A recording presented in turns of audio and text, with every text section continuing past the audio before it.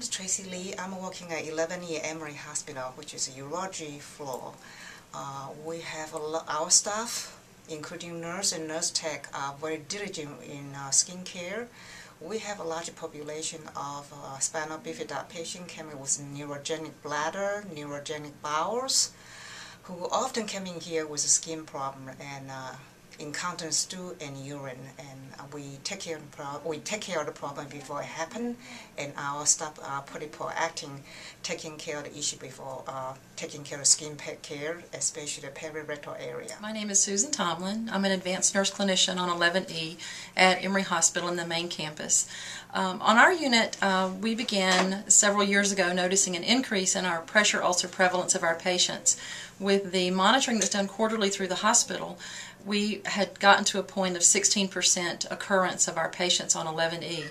With our unit being designated as a surgical unit and with our staff being very involved, we realized that 16% was not an acceptable measurement of incidence of pressure ulcers.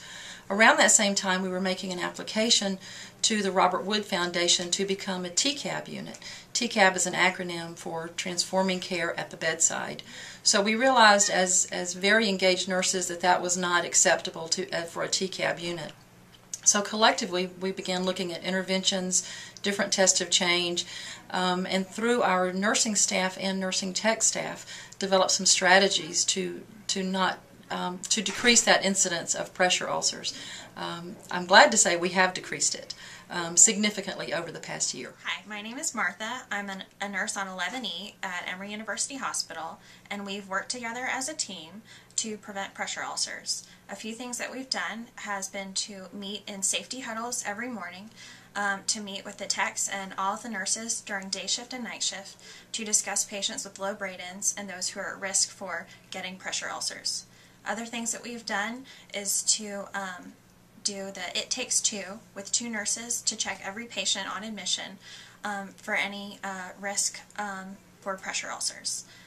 We've also worked really well with techs and having the techs know what to do on the first signs of skin breakdown to cleanse the skin really well. They know the products to use and they know all the barrier creams to use.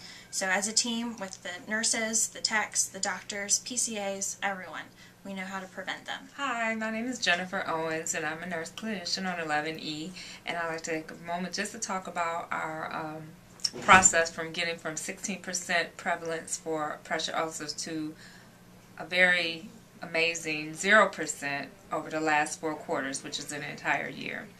What happened was, after we identified the problem, it took us about 6 months of rapid tests of change on the unit to arrive at a process that worked best for us.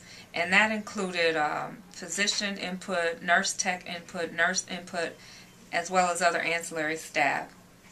Now we have a pup cart, and we are rolling this process out to the entire hospital and teaching them our process as well to reduce pressure ulcer prevalence. We realized and we learned that this process will additionally help to reduce readmission rates in the hospital. Also, we like to add that our manager, Katie Oldham, has been very much a driving force in our ability to create new processes. She's been empowering to the entire staff and really encouraged us to work together to problem solve and initiate and implement new processes that ultimately has arrived at this awesome statistic of 0% prevalence with pressure ulcers. Magnet means me.